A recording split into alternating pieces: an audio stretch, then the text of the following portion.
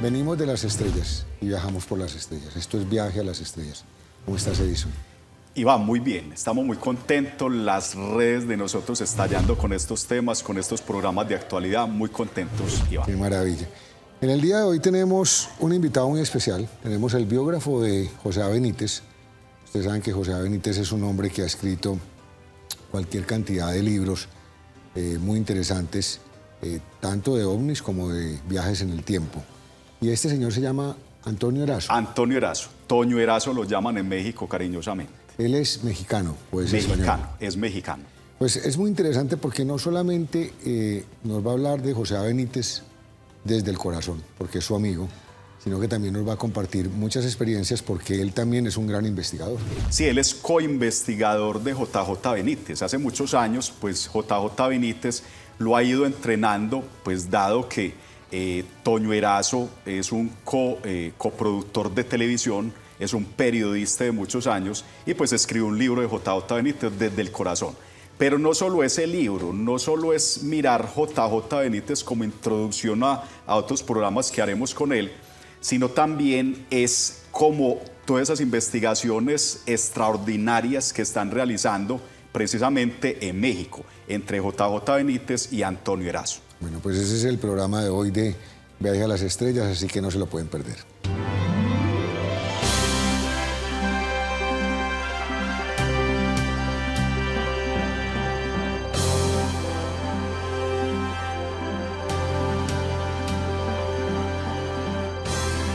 Viajando por las estrellas, esto es Viaje a las Estrellas. ¿Y por qué viajando por las estrellas? Porque no se les olvide que todo el tiempo estamos en movimiento. La Tierra está en movimiento, el Sol está en movimiento, esta es nuestra nave espacial y viajamos en el tiempo también. Hoy, un homenaje a JJ Benítez a través de Antonio Erazo. ¿Quién es Antonio Erazo? Bueno, Antonio Erazo es un gran amigo de México nuestro, es una persona extraordinaria, una persona muy especial, un periodista. Ha conducido y es productor de televisión, conductor de programas de televisión en México. Es una persona que se ganó mucho la confianza desde hace muchos años de JJ Benítez Iván. Es como el sucesor de él, ¿no? Es como...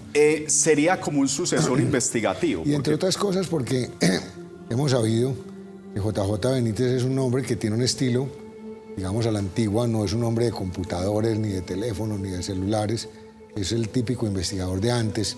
Yo me imagino que Antonio es una mano derecha muy interesante también para Sí, él. es muy interesante. El conflicto, digamos, que tendrían entre ellos dos es de la comunicación, porque JJ Benítez, como tú lo dices, trabaja la vieja usanza.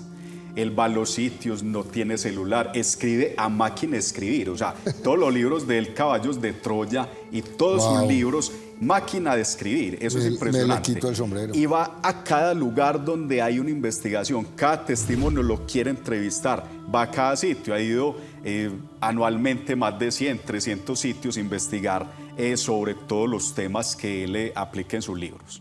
Pues entonces aquí estamos con Antonio. Antonio, hola, bienvenido a Viaje a las Estrellas.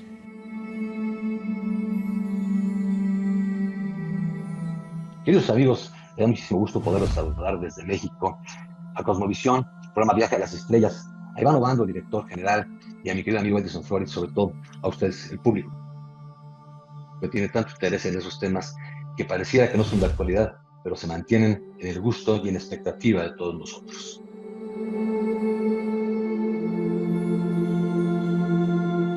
Bueno, sabemos todos y digamos, yo he leído parte de la obra de JJ Benítez, particularmente Los Caballos de Troya, llegué como hasta el séptimo, el octavo. Después, desafortunadamente, no he tenido mucho tiempo, pero finalmente pues hay unos mensajeros, ¿no? El mayor era un mensajero. ¿Cuál era el segundo mensajero? Jasón y Eliseo, el mayor Jasón y Eliseo. Y Eliseo. Y Eliseo. Eliseo era la nave. No, Eliseo era otra persona, el acompañante del mayor. Y ahora Antonio está publicando un libro, ¿no es cierto?, a José A. Benítez, hablando del tercer mensajero. Del tercer mensajero, Contanos un poquito que sería JJ Benítez. Exacto. Aunque JJ Benítez es un hombre muy sencillo. ¿Qué nos dice Antonio Erazo en el libro Desde el Corazón? Que es un libro escrito, es un libro extraordinario, muy ameno de leer, que le llega a uno al corazón realmente quién es la persona JJ Benítez. Pero más allá de eso, es hablar de esa parte investigativa que tiene JJ en todos los temas. Entonces, como ser tercer mensajero, aunque JJ Benítez no le gusta hablar de sí mismo como algo importante. Él dice que los importantes son las personas. Los mensajeros, según él. Sí.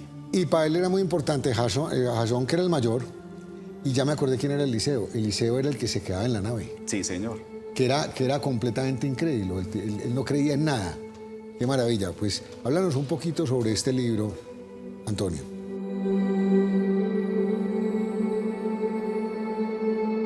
Pues, queridos amigos, tuve la oportunidad de escribir este libro, JJ Benítez desde el corazón.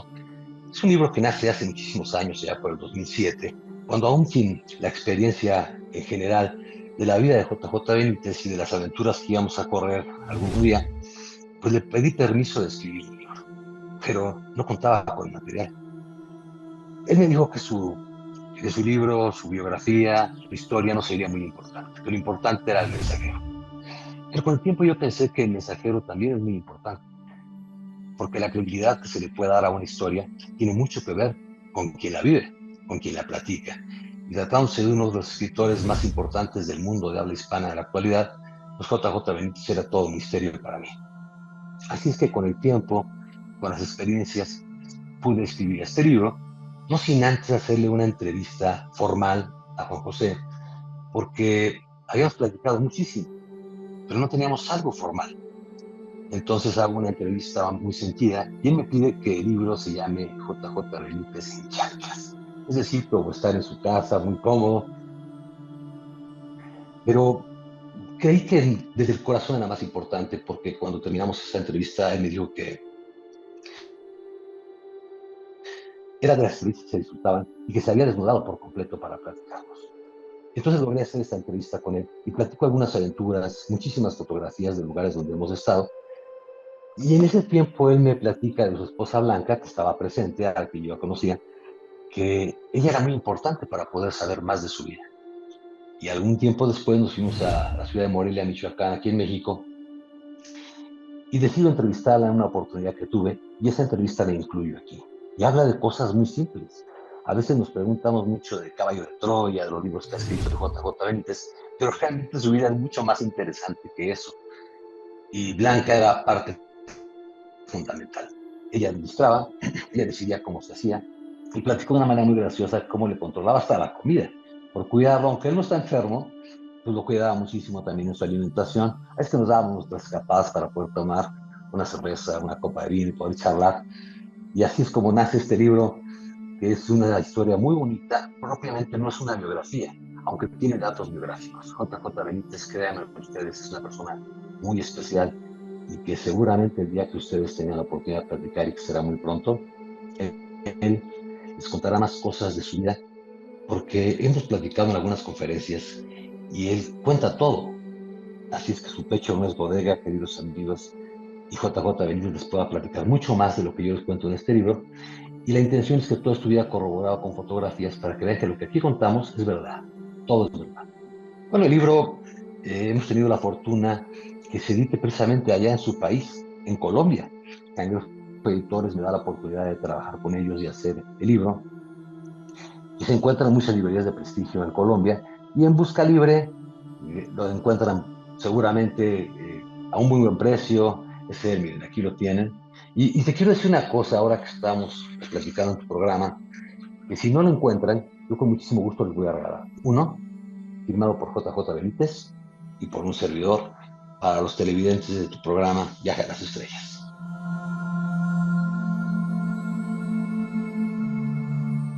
Aquí seguimos en Viaje a las Estrellas hablando con Antonio Erazo, hablando sobre José A. Benítez, hablando sobre sus propias experiencias, sobre su libro. Edison, hay una cosa muy particular. Las personas creen que hacen la obra solos, pero llegan otras personas que llegan a complementar la obra. Eso son conexiones que no son casualidades, son causales. Digamos, ¿cuál fue la conexión que hubo entre Antonio y José A?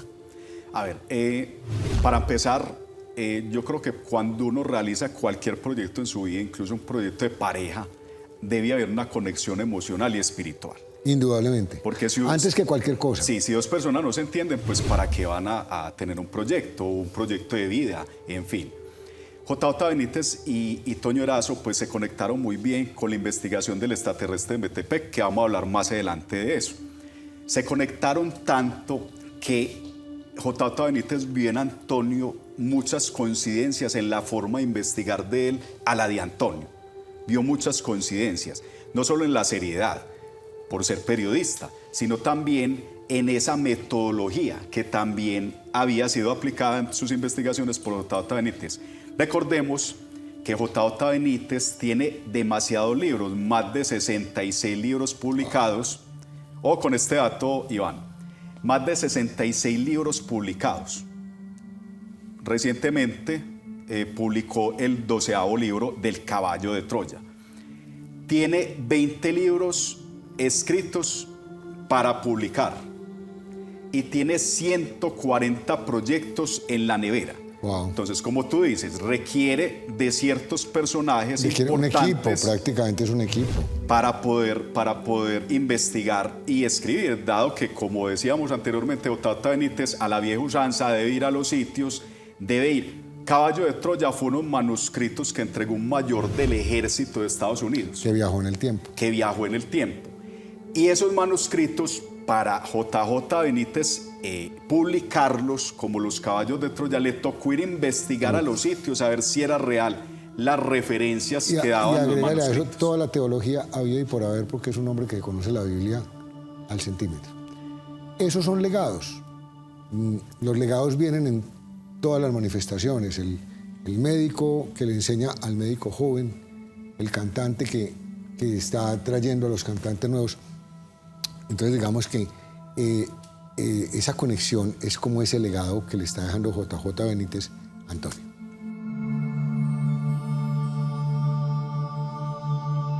Conectar con JJ Benítez, conocerle, poder charlar con él en la intimidad de nuestra casa, que es la de todos ustedes también, ha sido una labor de mucho tiempo. Primero, déjenme decir que yo no sabía ni cómo era.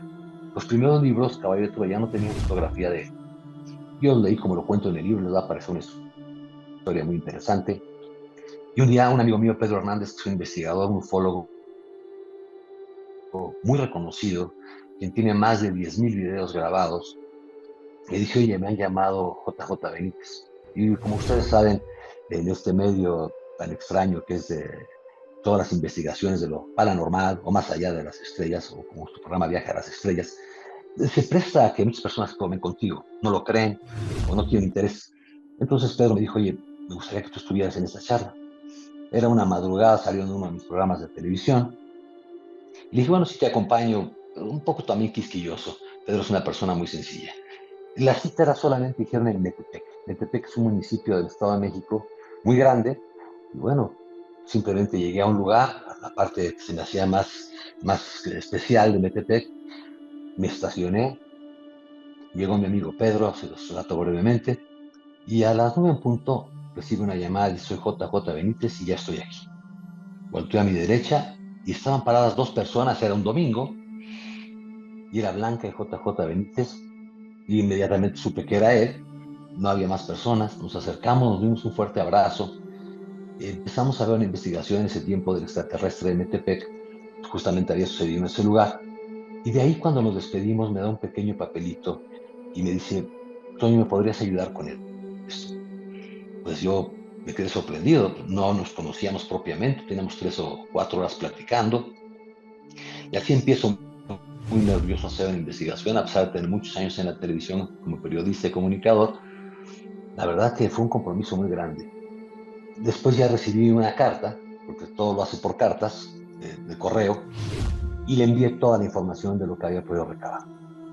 Me dice que viene a visitarme a México, cosa que muchos de ustedes sorprenderán porque pocas veces está en algún lugar, como ahora que está haciendo esta última gira mundial, justamente por allá por Colombia anda en estos días, ya estuvo en Chile, viene a México, pero las visitas siempre son de incógnito, nadie sabe quién es. Andamos por la calle y nadie sabe, después te contaré anécdotas muy simpáticas, y JJ Benítez tiene cierto imán, una mirada extraña cuando lo tienes de cerca y sientes algo muy especial.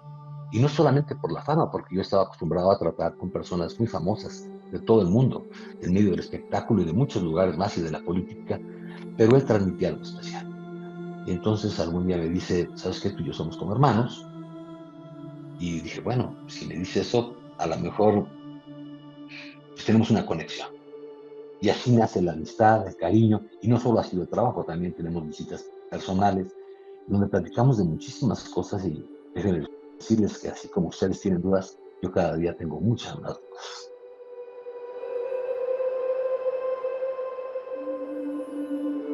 Y la pregunta que uno se hace es, ¿por qué JJ Benítez lo califica ya él como el cuarto mensajero? Cuarto último mejor amigo, Antonio Erazo. O mejor amigo, ya Sí. no es cuarto mensajero. Cuarto pero último mejor presumiría amigo. uno que Eso. podría ser el cuarto mensajero.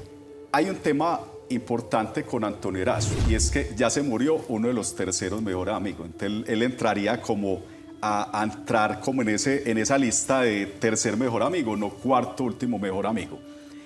Este tipo de personas, Iván, tiene muy pocos amigos. ¿Por qué? Porque siempre los han tenido persecuciones. Por eso él trabaja la vieja usanza de no tener celular, de no tener computador, para no ser interceptado. Para protegerse. Para protegerse. Cuando una persona se protege a tal modo, porque ha escrito libros de gran trascendencia a nivel mundial, a nivel de humanidad, es una persona que se protege mucho. Entonces serán muy pocos los amigos que se tengan. No sé, Iván, ¿tú cuántos amigos tendrás en Pocos, tu vida? realmente pocos. Y los amigos que tengo son amigos que sí, que están para blindarlo a uno, para acompañarlo y ¿Por qué cuidarlo. pocos amigos? Porque esa es la pregunta que yo siempre hago. ¿Por qué pocos amigos? Esa es una pregunta importante, pero en mi caso en particular es un tema de comunión. Los amigos muchas veces son de circunstancias, pero de trascendencia son esos de comunión. Entonces miremos aquí a ver cómo es que resuelve este tema de Antonio en esa calificación que le da José A. Benítez.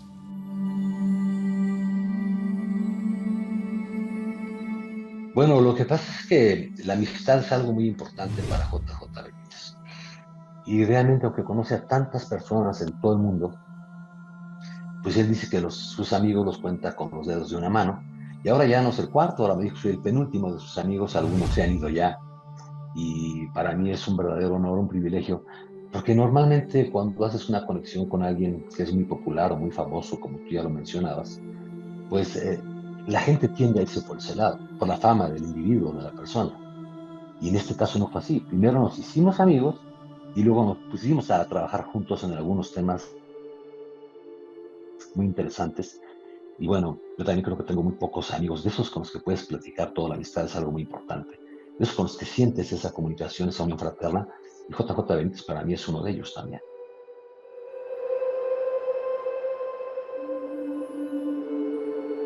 Bueno, y entonces en ese orden de ideas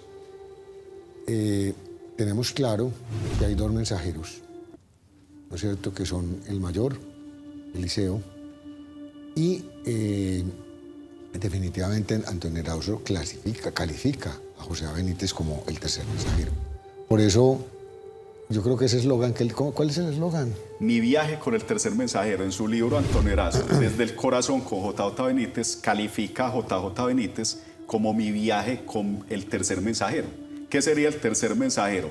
Junto, primer mensajero, Jasón, el mayor Jasón, de los caballos de Troya. Segundo mensajero, Eliseo, que también tiene un libro sobre los testimonios de Eliseo.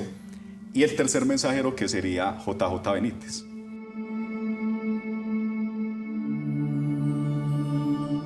Él habla mucho de los dos mensajeros, de los dos viajeros en el tiempo, Jasón y Eliseo, como ustedes lo sabrán, quienes han leído la obra del caballo de Troya. Y todo el mundo me dice, bueno, ¿y JJ Benítez quién es? Entonces se me ocurrió poner en la portada este sello y le pedí a la editorial que me pusiera mi viaje con el tercer mensajero. Y déjenme decirles que jamás había leído el libro. Cuando llega conmigo a presentarlo a Bogotá, le pedí que me acompañara. Él viaja de España, yo viajo de México, lo presentamos en la Filbo, allá en la bonita Colombia, y él es este sello que tú comentas. Solamente me miró, se rió y le dije, eres un mensajero. Y dice, no, Toño, no lo soy. Yo, claro que lo eres. Porque aquel que lleva un mensaje en sus libros, en sus historias, en lo que cuenta en el periodismo, pues es un mensajero. Y la mayoría de su público, la gran cantidad de millones de seguidores que tiene, saben que es el tercer mensajero. Yo me atreví a ponerlo, no me dijo que no, entonces dice que no, dice que no, es que él es el tercer mensajero, además de Jasón y de Liceo, porque si alguno de nosotros hubiéramos tenido esos folios con los que escribió Caballo de Troya, quizá no hubiéramos podido llevar el mensaje, no hubiéramos tenido los medios, el apoyo. Y JJ Benítez es la persona indicada para el mayor, y por eso le dio a él esos folios, por eso le dio a él esa información, para que él transmitiera el mensaje de lo que vivieron en ese viaje en el pasado.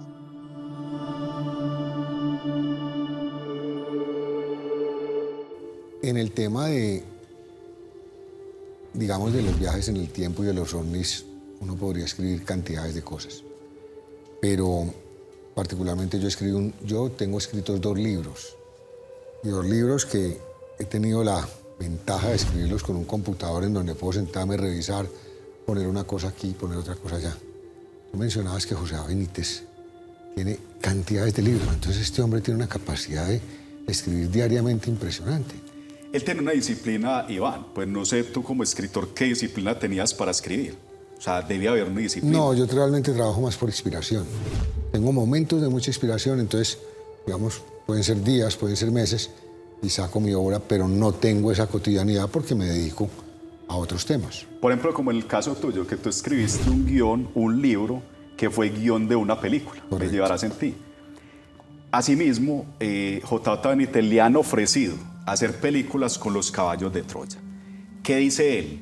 No quiero películas porque me cortarían mucha información que tengo en mis libros. Por supuesto. Pues tú lo sabes mejor son que 2 cosas muy distintas. tú como productor de cine. En los libros el presupuesto es infinito, la imaginación es infinita, mientras que en las películas las cosas se complican mucho. Ahora, una persona como J.J. Benítez, que para producir un libro se ha demorado hasta 2 años, para producir un solo libro, ¿cómo haría para escribir 66 libros, tener escritos 20 y en proyecto 140? Porque ¿Cómo haría? puede estar escribiendo varios libros al mismo tiempo. Al mismo eso tiempo. pasa. Ahora, ¿qué disciplina tiene él? Lo que nos ha contado Antonio Erazo, que esto es importante para un escritor. 6 de la mañana a 12 de mediodía, escribiendo, investigando. Wow. Luego sale a trotar ahí en las playas en España, él vive cerca de una playa, sale a trotar y a las 4 de la tarde vuelve a escribir, vuelve a investigar, a leer, en fin, y termina a las 8 de la noche todos los días. Luego lee la prensa, cena, ve noticias y chao. Se está acostando a las 10 de la noche con una disciplina rigurosa. 4 meses en el año está saliendo a viajar a investigar. 4 meses al año. Y lo que resta trabaja de lunes a domingo, incluso festivos. O sea, es un tipo muy prolífico en el tema de escribir y muy disciplinado, demasiado disciplinado. Además de eso, Iván, te quiero contar un dato interesante.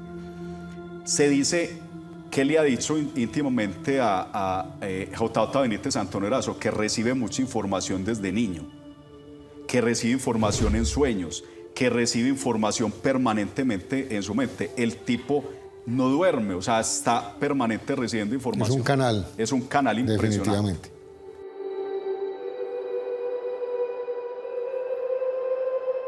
Bueno, JJ Benítez es un hombre muy prolífico en la escritura.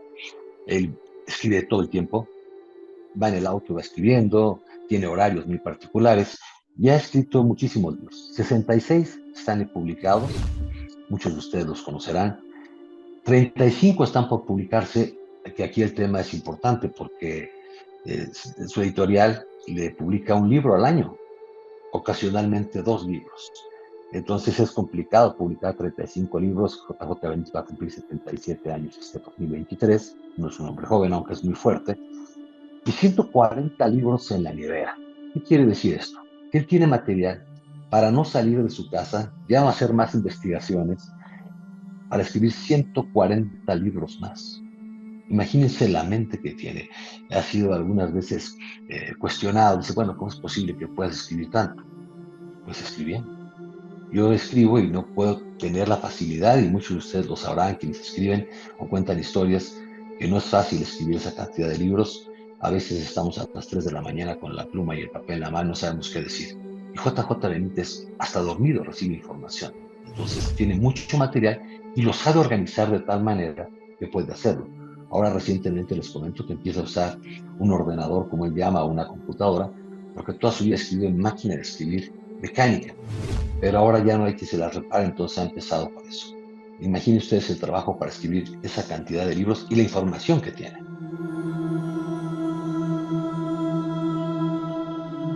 Bueno, y finalmente hablamos de que estos personajes que transforman el mundo, que dejan un legado, que son canales, que están recibiendo información porque se los están dando, sea por investigación o por algún lado, tienen historias que no siempre son fáciles. Es decir, esos canales se abren muchas veces cuando están pequeños porque finalmente tienen un exceso de soledad o algo. Hay una cosa particular en José Benítez sobre eso, ¿cierto?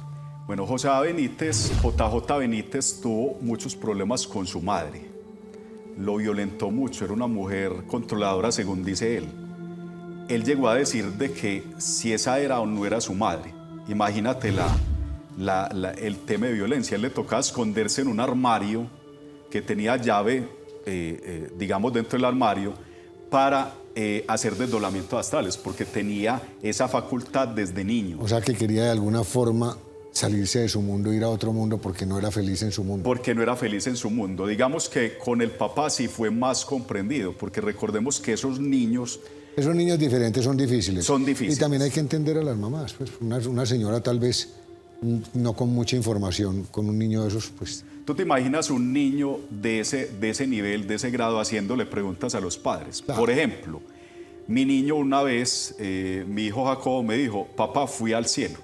Entonces, ¿tú qué le respondes a un hijo de ese nivel? Pues tienes que, primero que todo, tienes que escucharlo con respeto, escuchar lo que dice y valorar las cosas con la tranquilidad del caso. Ahora, Iván, no asustarse, ¿no? Tú fuiste también un joven, un niño, digamos, diferente. Sí, y me tocó muy difícil con mi mamá. Me tocó muy sí. difícil con mi mamá por eso, pero no tengo ningún rencor con ella. Simplemente era un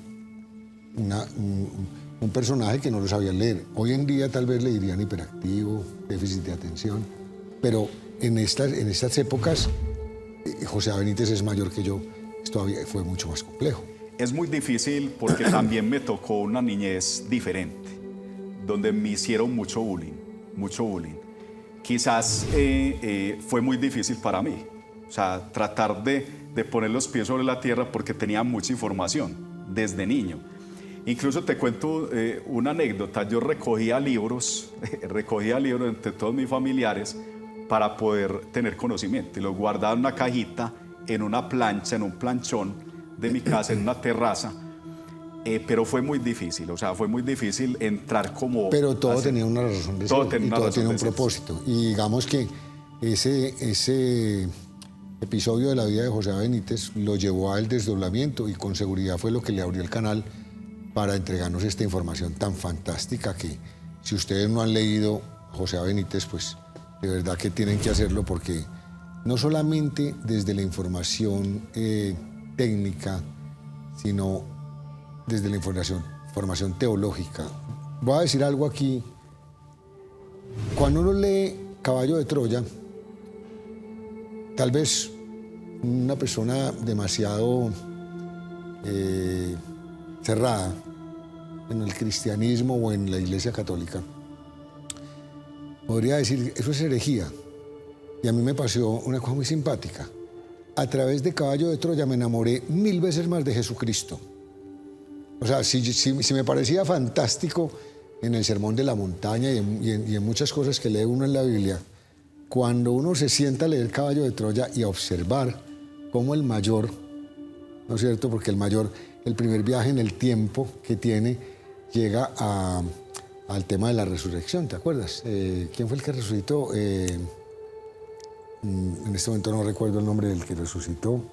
Pero bueno, él llega al tema de la resurrección, se acababa de morir este personaje y el mayor llega a ese momento de la vida, ¿no es cierto? Y empieza a recorrer la vida de Jesucristo hasta su muerte y después de su muerte. Lázaro, por supuesto. O sea, el mayor, el primer viaje en el tiempo lo hace en el momento en que están con Lázaro muerto y Jesús lo va a resucitar. Ese es el primer momento. Y de ahí los caballos de Troya te van llevando incluso hasta cuando Jesús muere y luego te llevan más allá porque te llevan a las apariciones. Entonces él cuenta de una manera fantástica eso y a mí particularmente fuera de la teología, porque cuando estudié comunicación compartía mucho con los de la Facultad de Teología, hablábamos mucho de eso, pero particularmente José A. Benítez me abrió mucho unas perspectivas muy bonitas sobre Incluso, Jesús. Iván, además de eso, uno se enamora del maestro de maestros, o sea, de Jesús. ¿Por qué?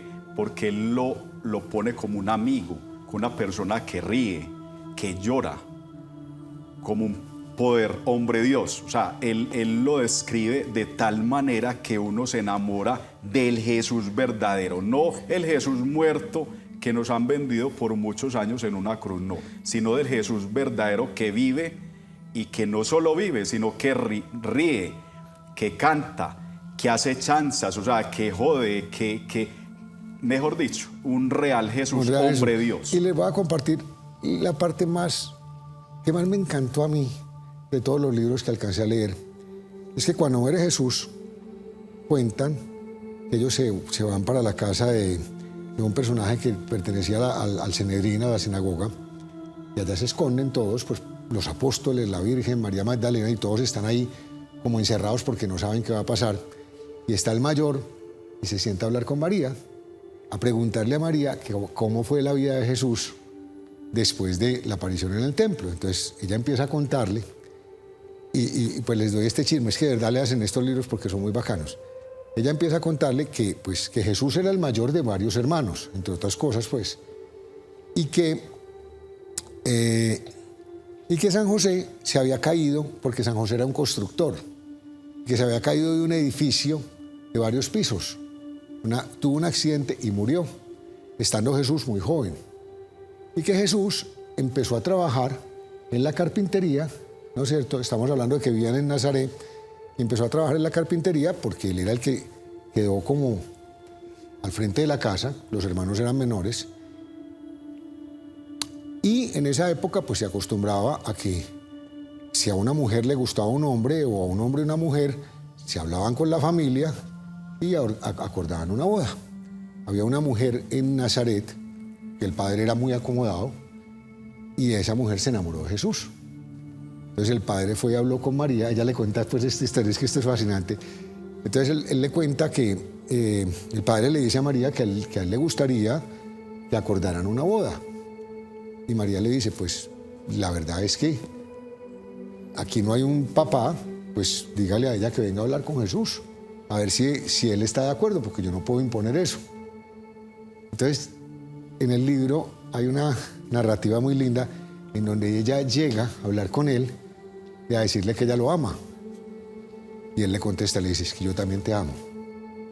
Y él le dice, entonces, ¿qué hacemos? Le dice, no, es que yo no te amo como tú me amas a mí. Yo te amo como un padre ama a un hijo. Y si tú puedes entender eso, entonces me podrás acompañar toda la vida. Pero yo no te amo como una mujer. Miren qué cosa tan bonita. A ese nivel son los escritos de José A. Benítez, que es un personaje de verdad que se los recomiendo. O sea, le hacen esos libros.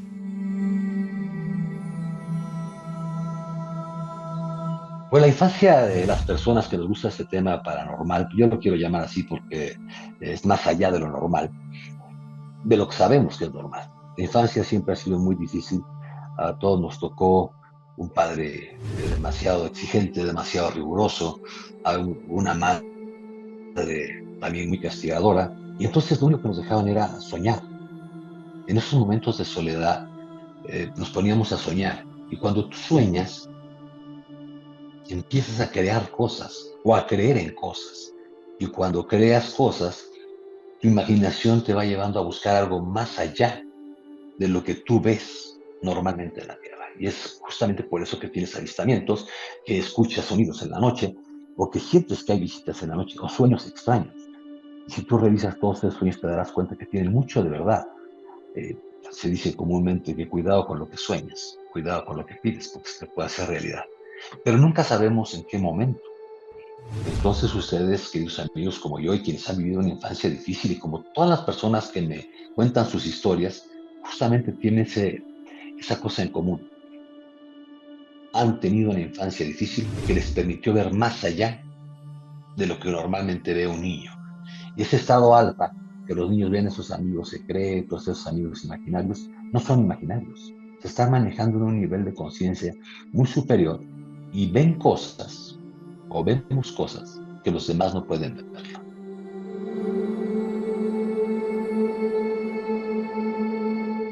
Bueno, finalmente, cuando uno se sienta a leer a José A. Benítez y empieza a entender este tema de viajar en el tiempo, hay una cosa que les quiero hacer como una bien interesante. ¿Ustedes saben qué son los Seawalls?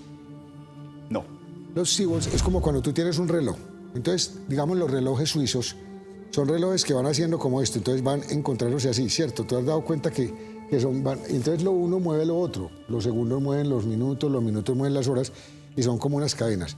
Lo que dice José A. Benítez, que la máquina que se inventaron era una máquina que lo que hace es que se desprende y se devuelve y casa en otro Seawall, ¿cierto? Esa era la teoría del viaje en el tiempo, pues que ahí está mucho mejor explicada.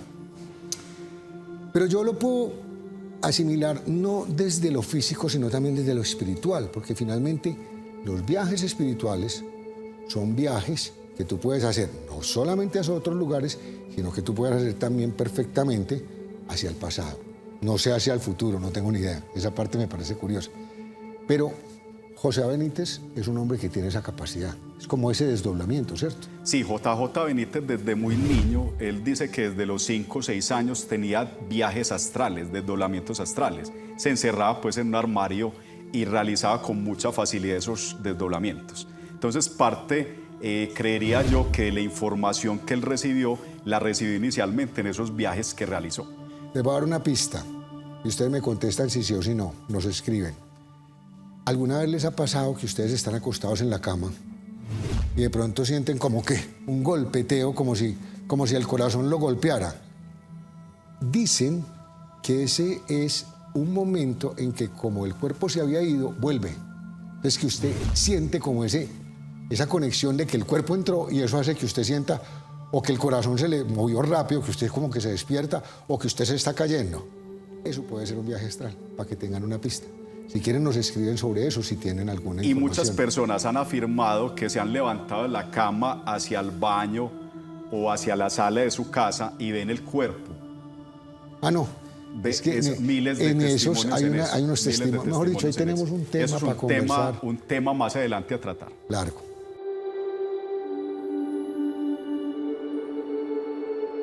Bueno, déjame comentarte que todos los niños y ahora adultos como tú y como todas las personas que nos gusta este tema, seguramente como muchísimas personas de tu público, esos viajes astrales, esas salidas del cuerpo, son muy comunes cuando tienes menos de 9 años o 10, cuando empiezas a entrar a la pubertad, porque te manejas en un nivel alfa, un estado de conciencia diferente, y empiezas a salir, y tú crees a veces que es tu imaginación, pero no lo es. Ves tu cuerpo y sales y viajas. Y hay quienes han aprendido muchísimo tomando cursos, como es el caso de JJ Benítez, quien tomó el método Silva de control mental para poder concientizar esos viajes. Aunque hay muchas otras maneras, allá en Sudamérica, pues la ayahuasca, aunque no lo recomiendo mucho, es una experiencia difícil, la ayahuasca lleva a las personas a hacer esos viajes astrales. Pero qué mejor que hacerlos en conciencia, sin necesidad de tener un soporte de algún químico que tienen las plantas.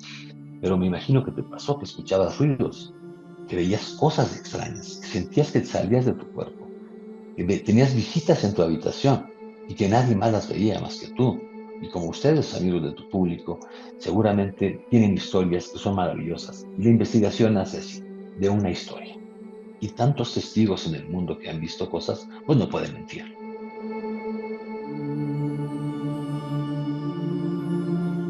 Y volvemos al tema de los legados, Edison.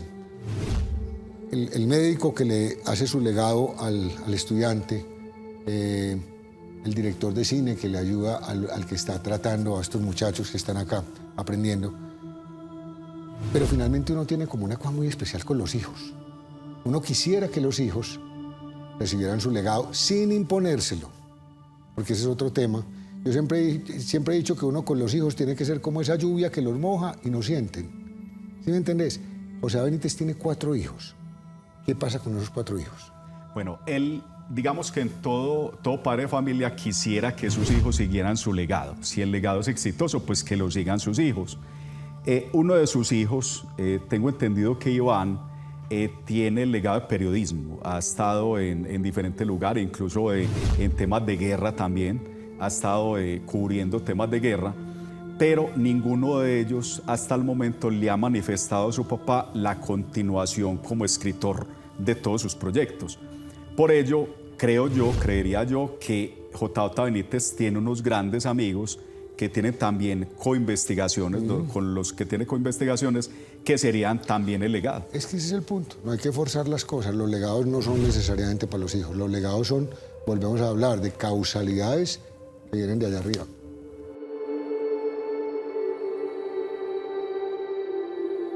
Bueno, JJ Benítez tiene 4 hijos. De ellos tiene a un hijo que se llama Iván, que es periodista, acaba de publicar un libro recientemente en España. Él ha sido un gran reportero de guerra, cuenta historias de la guerra en este libro, de lo que él ha visto, lo que él ha vivido. Pero dar continuidad al trabajo de JJ Benítez en una conferencia también que tuvimos, le preguntaron justamente eso. ¿Y quién va a continuar con su legado? Pues no lo sabe. Entonces él cariñosamente dijo, bueno, pues este señor y otros que gustan investigar los temas tendrán que continuar con eso. No sabemos cuándo, tú sabes que el contrato que tenemos, no sabemos cuándo se puede terminar. Lo único cierto en la vida es que vamos a morir. Todos vamos a morir en este plano y bueno, vamos a pasar después a un plano diferente, pero todos vamos a morir, esa es una realidad. Justamente el nuevo libro que estoy escribiendo en lo particular se llama ¿Quién soy? Y habla de lo que es la realidad, no lo que vemos. Claro, todo esto, nada de esto te lo puedo comprobar, te lo puedo decir porque me lo cuentan, porque lo vivo y porque son historias de personas que se han acercado y me las han platicado, que seguramente empatarán con muchos otros, además de otros libros que estamos escribiendo, JJ Benítez y un servidor.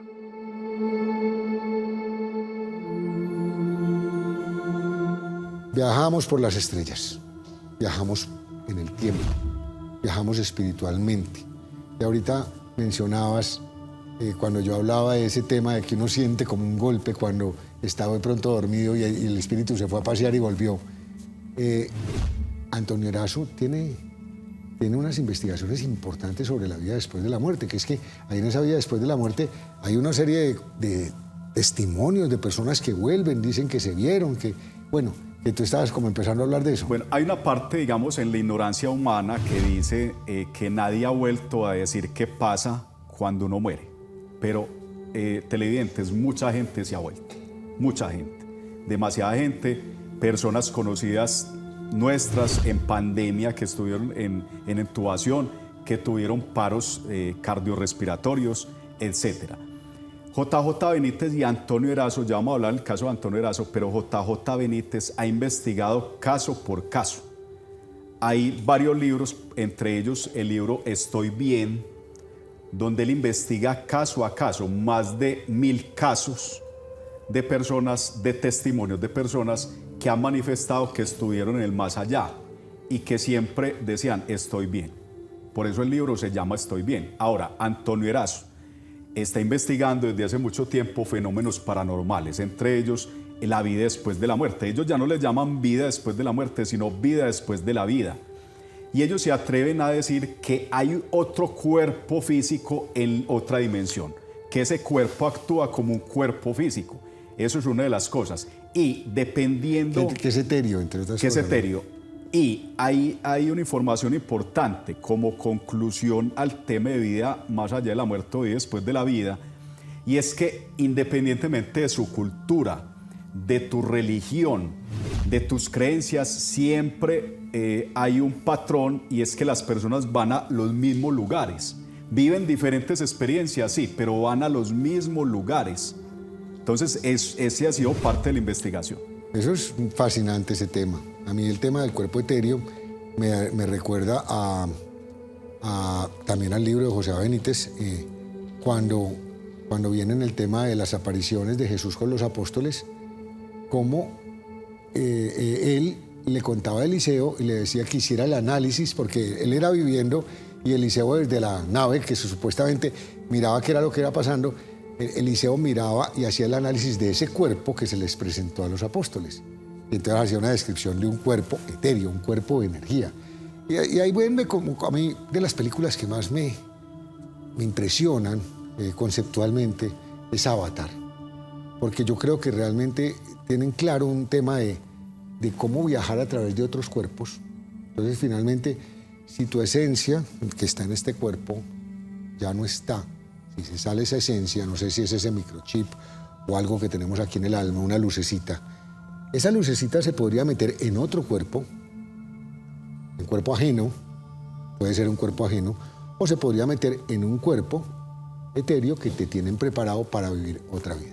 Así que el tema fascinante. Y no es descabellado pensar, según lo que dice JJ Benítez en sus 12 libros de Caballo de Troya, donde habla especialmente de Jesús, que la principal enseñanza del maestro es la vida después de la vida. Sí, claro. Y mi reino ya no es de este mundo, es un reino que él tiene muy especial para todos nosotros.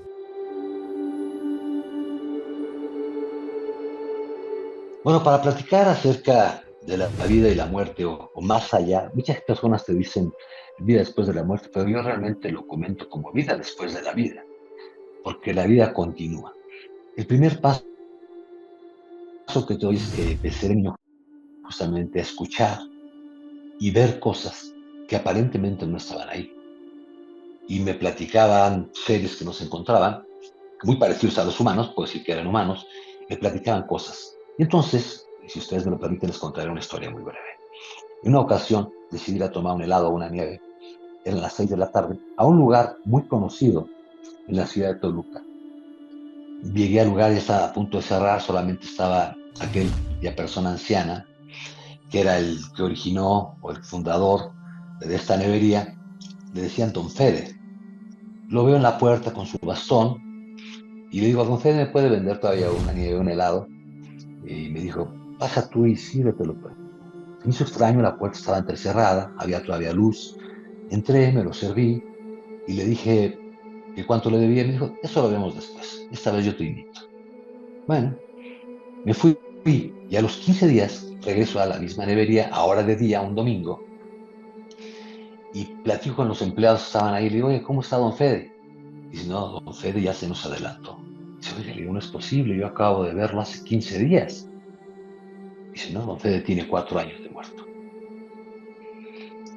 No iba yo solo, había testigos, y fue algo que me marcó, porque lo vi físicamente, hablé con él. Ya no fue un espectro, o como le quieran ustedes llamar, era alguien real que estaba ahí.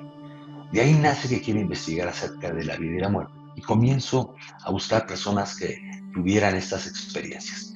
Y te puedo decir que tengo muchos testigos que aparentemente han estado muertos y han regresado. Y ninguno de ellos ha visto el túnel, ninguno de ellos ha visto esa luz, ninguno de ellos ha visto la imagen de un Dios o de Jesús, pero sí han visto personas. Y cuando regresan, tienen más experiencia y de alguna manera se activa algo en su mente que les permite contar las historias y saber cosas que nosotros no sabemos. Y como lo dice Edison en este maravilloso programa, no te cree. Entonces, nadie tiene pruebas fehacientes. Todo lo que tú puedas saber de la vida y la muerte es que las personas se van de aquí, pero yo estoy seguro que a vivir a otro lado, con un cuerpo físico, no un cuerpo astral o espiritual o de plasma. Eso lo pueden ver las personas que dicen que regresan ellos, pero realmente pasas a otra dimensión donde los ves. Ellos no regresan. Pero donde están, que se llama, según nosotros, mundos mat o mundos materiales, tienes un cuerpo físico, aunque un poco más evolucionado, y continúas con ese ascenso, pero vives físicamente. No vives astralmente ni espiritualmente, ni con alas, ni en las nubes. Continúas con tus experiencias, porque lo que hemos sabido por las preguntas que les hago a las personas que han vivido estas experiencias o los que me han visitado, seres que ya no están aquí, ellos solamente se llevan o te llevas tus sensaciones, tus sentimientos. Las experiencias no son necesarias a donde vas. De nada te sirve saber allá manejar un automóvil o cocinar unos huevos con tocino, porque no lo vas a usar. Pero eso que sentías, eso que te hacía vibrar, llorar, sonreír, eso es lo que te llevas y es con lo que continúas allá. Y la mayoría de estas experiencias son, voy a decirlo así, seres que te cuentan que está muy bien. Y todos son jóvenes, no de más de 30 años de edad. Y pueden verlo ustedes. Cuando sueñen con algún familiar o alguna persona que quisieron mucho, que ya no se encuentra aquí, siempre los ven más jóvenes. Y en el sueño, tú sabes que ellos están muertos. Lo sabes, pero no te da miedo. Esas son justamente las visitas que hacen en sueños. No premoniciones, visitas y te dicen cosas. Y si tú no las anotas o no despiertas con eso en la mente, lo vas a olvidar. Pero estuvieron ahí, por alguna razón te vienen a ver.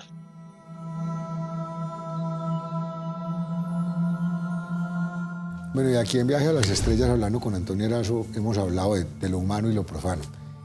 Pero Antonio nos debería contar, porque ha investigado muchas cosas, de casos extraterrestres, que realmente ha sido algo que diga él, wow.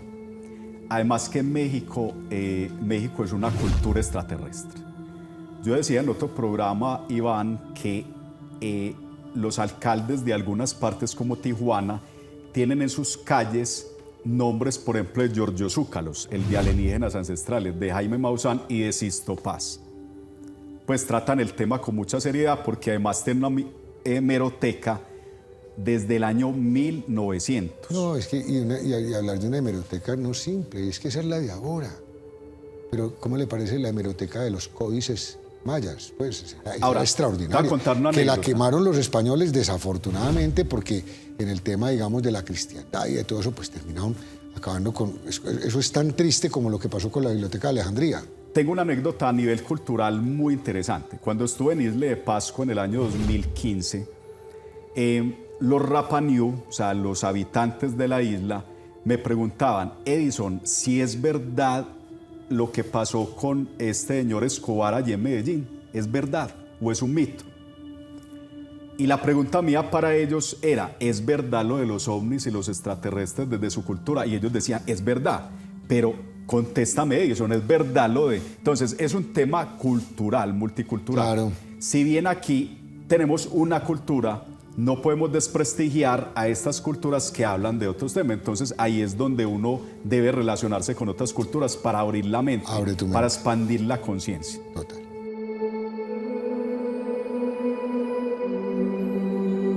Bueno, hablando del tema de los ovnis en México, hay diferentes casos importantes que me ha tocado investigar. El primer caso que me tocó revisar es justamente el de Pedro Hernández. Dentro de tanta investigación que él tiene, me tocó ir con él a revisar el caso del ovni de la Ciudad de México, que veo un 22 de mayo. Es una nave que está girando de día, amarilla, y salen más de 50 pequeñas naves por cada lado. Es un caso maravilloso. Para mí es uno de los casos más importantes y les voy a comentar. Cuando tú investigas un caso ovni, primero tienes que saber quién lo hizo, cuándo lo hizo, con qué cámara lo hizo, con qué formato. Todas esas cosas te van acercando más a la verdad, porque ahora con las cámaras digitales se puede manipular mucho una imagen. En el caso de Pedro, tiene todas las cámaras con las que ha grabado, he estado grabando con él en muchas ocasiones, y esas personas que pueden grabar ovnis, no es algo sencillo ni cualquiera puede. Déjenme platicarles que con Pedro Hernández, él me ha dicho, en este momento vamos a salir a grabar un ovni. Salimos y lo graba. Yo no lo veo hasta que checo el video, pero estoy ahí con él, sé con qué cámara lo hace. Es un tema importantísimo, el de la nave de la Ciudad de México, la nave nodriza, y que ustedes lo pueden checar en las redes sociales, sobre todo en YouTube. Ahí está Pedro Hernández. Y está esa nave, aunque él no tiene canal, ahí está el tema, que fue muy controversial, que lo han sacado muchas televisoras, pero yo tengo la oportunidad de haberlo vivido junto a él. Y otro tema muy importante, bueno, déjame decirte que la primera nave que grabé yo, la grabé sin querer. estaba yo con un cantante que se llama Pino Luciano, y estábamos haciendo un videoclip musical. Yo necesitaba una toma de la luna del lado contrario que estaba ese día, así que esperé, chequé la hora y dije, bueno, mañana, a la hora de la madrugada voy a salir, voy a grabar. A la hora de revisar el video, me doy cuenta que pasa algo en cuadro y medio de película, una nave roja, no es blanca, es roja completamente en forma de puro. Ese video lo grabé, se lo hice llegar a JJ Benítez, y acaso más impactante es el video de Huehuetoca. Esa es una nave que se supone que se cayó en un municipio del Estado de México, muy cerca de la Ciudad de México, y un maestro que recientemente falleció, Maestro Hernández, me entrega una fotografía de un camarógrafo y me dice, esto me lo dieron. Y es un ser. No te puedo adelantar mucho porque es un tema que estamos trabajando actualmente, pero la fotografía es real. ¿Cómo supimos que es real? Porque después contactamos, después de más de 10 años, contactamos a quien tomó esa fotografía y nos dio 11 más. Y esto lo hizo con cámara óptica, es decir, no había posibilidades de manipularla digitalmente. Una cámara normal, fotográfica, era el fotógrafo de ese pequeño pueblo, que ahora ya es mucho más grande, y nos ha llevado muchos años esa investigación. Pero es un caso realmente sorprendente y cuando ustedes lo conozcan, se darán cuenta de la importancia que tiene, y no solamente México, porque Colombia, ahorita está JJ Benítez justamente en Colombia, investigando 3 o 4 casos más. Y en esos casos que investiga no solamente es el fenómeno ovni, son las señales que te envían las personas que han muerto. Cómo ver las señales, cómo lo saben y qué es lo que han visto.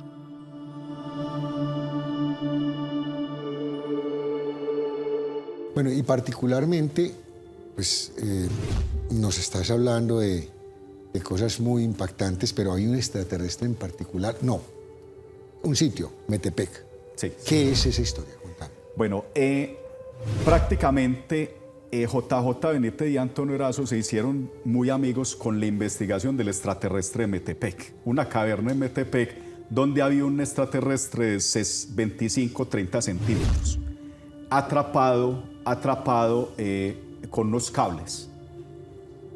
¿Pero con una momia, una...? No, un extraterrestre vivo. ¿Vivo? Vivo. Wow. Chiquitico. Además de eso, hay un libro de JJ Benítez donde registra naves así de chiquiticas. Naves chiquiticas. ¿Qué hablan ellos? Hablan de ese ser que fue estudiado, pero luego lo metieron en ácido. O sea, no JJ Benítez, sino los lugareños del lugar, porque Wow. a ellos les tocó Como un conejo de laboratorio. entregar.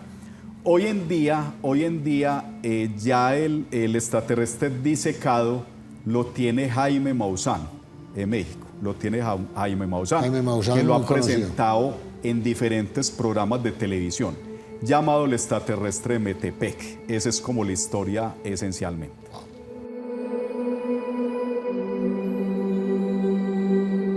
Bueno, el caso del extraterrestre de Metepec, unas personas están en un granero donde se dedicaban a la taxidermia, acompañando a un señor que se llama Mario Moreno, que murió.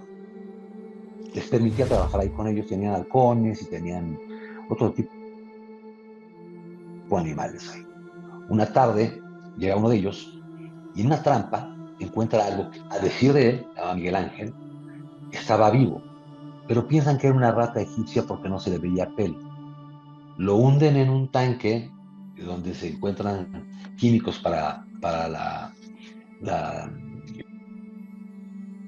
el curtido de pieles, y entonces al otro día lo sacan y ven que es un ser extraño. Ojos alargados, una cabeza rara, era de este tamaño, más o menos unos 30, 40 centímetros. Nosotros nos enteramos del caso y fue justamente por lo que conocí a JJ Benítez. Él va a buscar a quienes tienen este ser físicamente. Estas personas ya lo habían vendido, los que lo tenían, porque muere Mario Moreno, la esposa vende el ser y las personas que estuvieron involucradas en el hallazgo lo pierden, le pierden la pista. Y después Jaime Maussan lo tiene,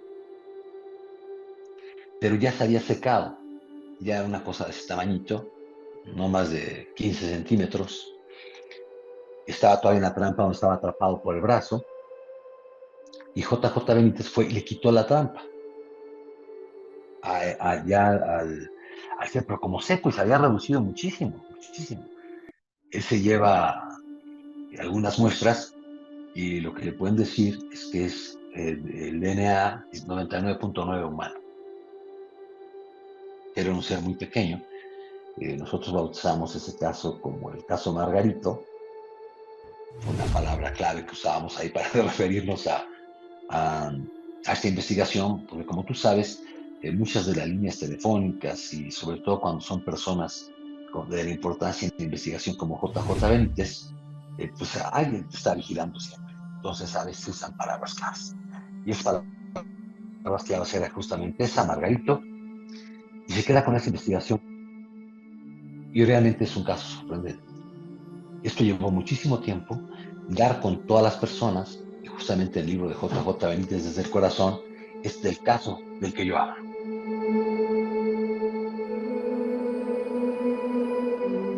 Bueno, y definitivamente tenemos aquí un par de investigadores que hacen un dúo maravilloso. ¿Cuántas investigaciones están haciendo en este momento?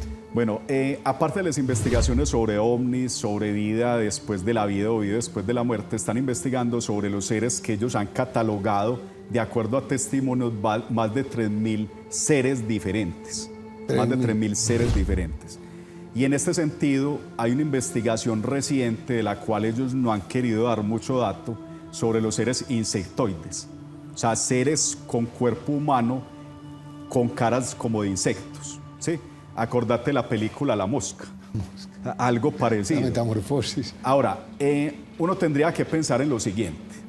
Hay muchos seres en el espacio o en el universo que viven con diferencias climáticas, por supuesto.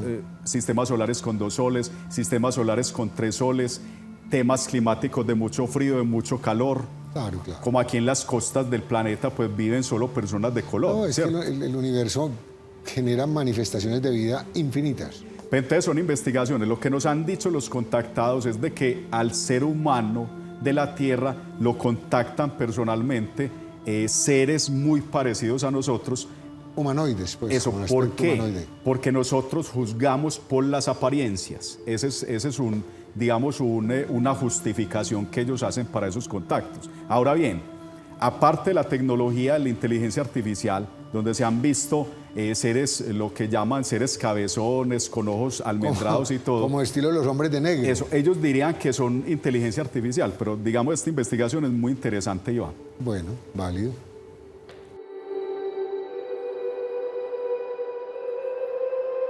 Como les comentaba, los casos más importantes fue el de Pedro Hernández con la nave nodriza y un caso que estamos investigando actualmente que es muy impactante, insectoides. Ustedes habrán oído que hay algunos seres que parecen insectos, sin importar el tamaño. Este caso se está haciendo en un lugar que se llama Sinacantepec. Es un insectoide que han visto más de 20 personas, que mide 3 metros y se supone que vive en la zona. Ya tenemos una persona que se la pasa ahí con una cámara fotográfica porque solo tenemos los dibujos ahora y es muy similar a una mantis religiosa que, como todos los extraterrestres, tiene algo en particular. Puede entrar a las casas. Lo han visto en el interior de las casas y lo han visto afuera, con luz, etc. Entonces, ese caso lo estamos haciendo ahora porque tenemos catalogados más de 3.000 seres diferentes. Entonces, a veces las personas pensamos que la vida o la inteligencia es como nosotros la percibimos y como somos nosotros, pero no necesariamente es así. Yo te puedo decir que la mayoría de los planetas de este pequeñísimo sistema solar, que es parte de una galaxia de la Vía Láctea, que es inmensa, que hay muchísimas de ellas y que ella es parte de un universo, pues están habitados, pero están adaptados a las condiciones de esos mundos.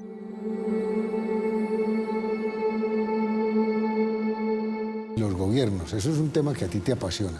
A mí me Esta apasiona mucho desclasificación. porque sigo cada noticia que llega. A mí me parece impresionante y a la vez triste también que los medios, digamos, por ejemplo, como Colombia a nivel nacional, no hagan virales noticias, por ejemplo, como que Avi Love, el el mejor científico del mundo en la actualidad, director de ciencias de la Harvard, esté en una expedición en el Pacífico recuperando un objeto ovni y que ya han encontrado evidencias de laboratorio del objeto, que dicen que no son materiales que no son del planeta. ¿Dónde están esas noticias?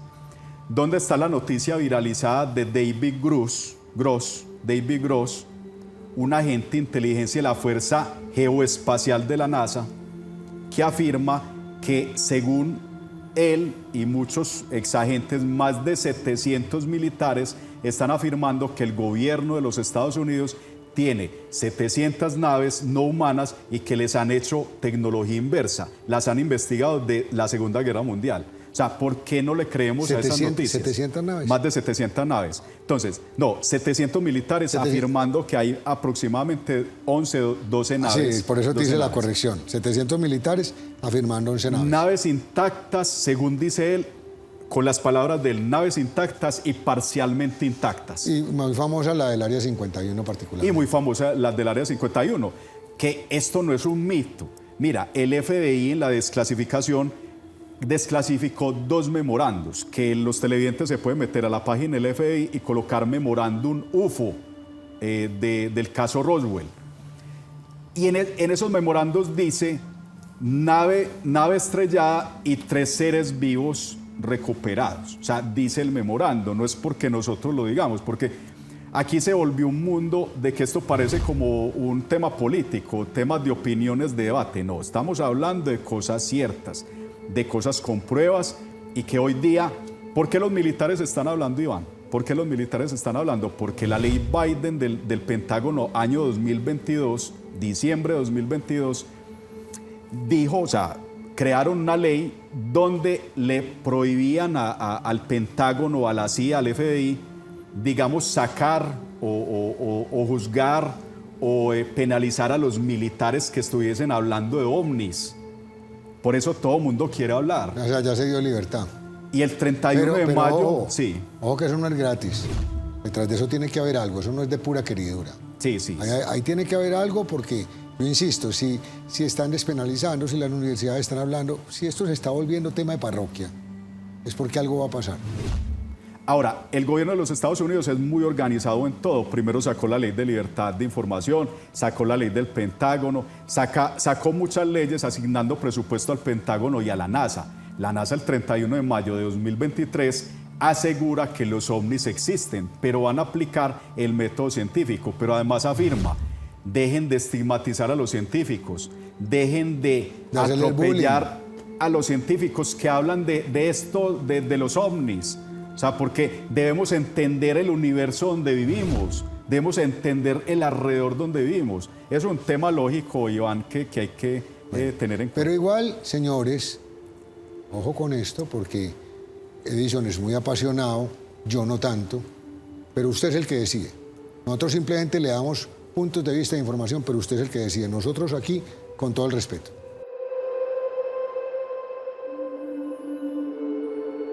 El tema ovni, el tema paranormal, el tema de vida después de la vida, es un tema que ha estado no solamente muy criticado, es algo que está muy manipulado.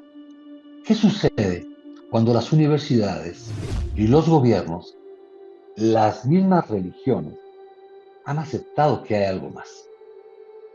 ¿Por qué lo empiezan a aceptar? Bueno, primero porque hay testigos, porque muchos lo han visto, muchos lo conocen y muchos tienen imágenes o videograbaciones de estos temas.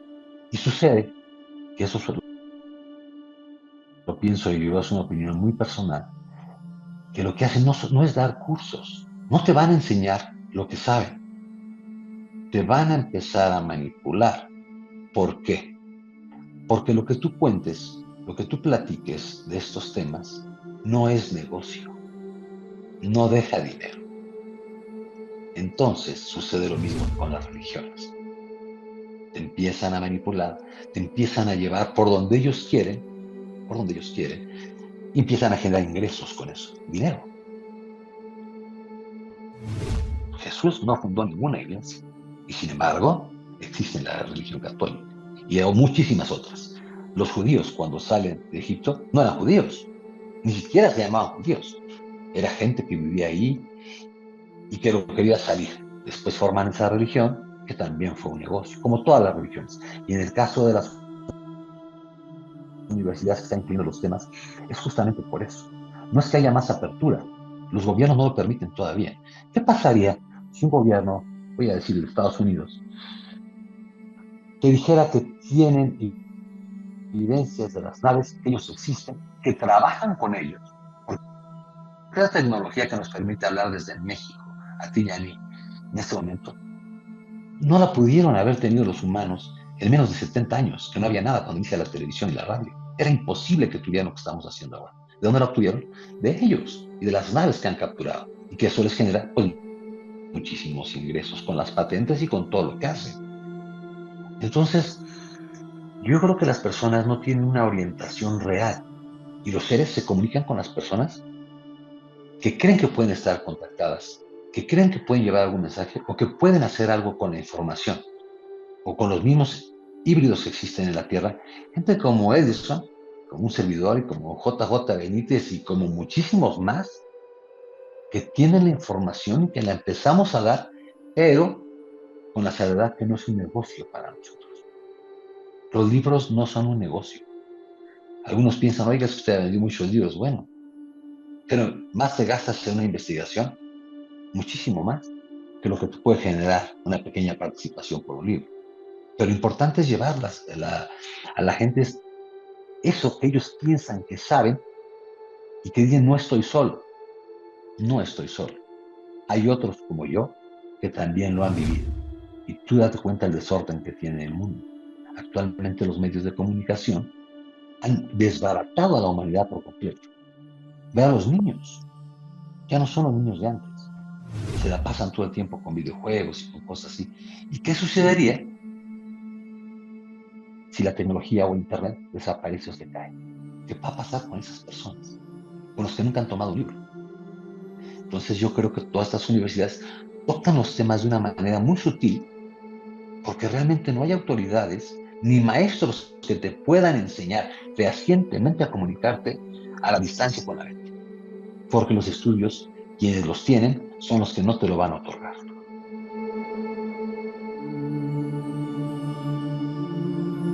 Bueno, y finalmente, Estados Unidos, la NASA, etcétera, siempre un show muy grande. Pero hay otros dos países que han tenido una carrera espacial potente, que son China y Rusia. O sea que ellos también tienen que tener una información muy importante. Hay dos datos interesantes al respecto. Roscosmos es la NASA de Rusia. Siempre ha dicho que están investigando el tema, que el fenómeno ovni es real, siempre lo ha dicho.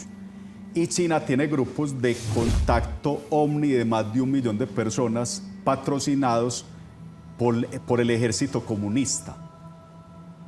Es decir, se están tomando en serio eso. También ¿Qué es lo que desde pasa la con Rusia y China y Estados Unidos? Como pasa en la Segunda Guerra Mundial. Entonces se decía que los aparatos ovnis eran armas de los nazis. Del enemigo. Sí, entonces lo que ellos están es ocultando porque hay muchos intereses. Tú hablabas en un programa anterior de intereses. Claro. Hay muchos intereses que no permiten que todas estas mal llamadas potencias desclasifiquen información abiertamente.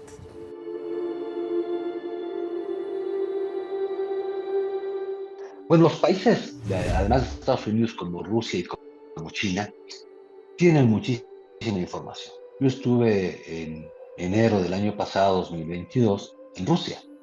Ahí estuve un poco antes de que empezara el conflicto que tienen ahora con Ucrania, tratando de investigar. Y déjenme decirles que aún es más difícil que con los Estados Unidos. ¿Por qué? Porque tienes muchas barreras. Principalmente, nadie quiere hablar. Aunque la verdad me parece un país bastante libre adentro, Rusia. La verdad, un país encantador. Nadie quiere hablar. Mucho menos el gobierno ruso va a decirte qué está sucediendo. Y tienes una gran barrera. El idioma. Nadie, o al menos con todas las personas que traté de hablar, yo creo que el 90%, el 95%, no hablaban siquiera inglés. La televisión y las redes sociales estaban manejadas por el gobierno. Es decir, te ponen lo que ellos quieren que veas. El mapa, como nosotros usamos aquí en Google Maps, no lo hay allá. Hay una aplicación para mapas también, exclusivamente para su país. Y lo mismo sucede en China, que tienen toda la información. ¿Por qué la tienen ellos? Se preguntarán. Bueno, porque son quienes pueden manejar la información y la tecnología que les dan estos seres, pensando no en un negocio, pensando en que son los que pueden de alguna manera adelantarle a las personas el tema. Pero no conocen que los terrícolas o los terrestres no van a hacer eso las grandes naciones. Van a seguir haciendo los negocios que están acostumbrados a hacer. Y se ha manipulado muchísimo justamente con la tecnología este tema, lo que les comentaba. Hay un salto cuántico tecnológico en 70 años que no pasó en 200 o en 300 años.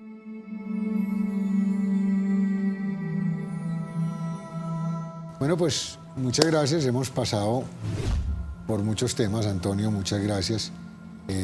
Definitivamente bacana esa conexión que tienes con José A. Benítez y maravilloso toda esta investigación, este aporte que ustedes están haciendo a la humanidad, creo yo. ¿Qué conclusiones podría sacar uno de esto? O sea, es que hay tantos temas, que el astronauta, que Pachita, vida después de la muerte, o sea, wow, qué Mira, la cantidad de conclusión que yo siempre saco de los programas y que tú la acotas siempre es que no nos crean a nosotros. Investiguen.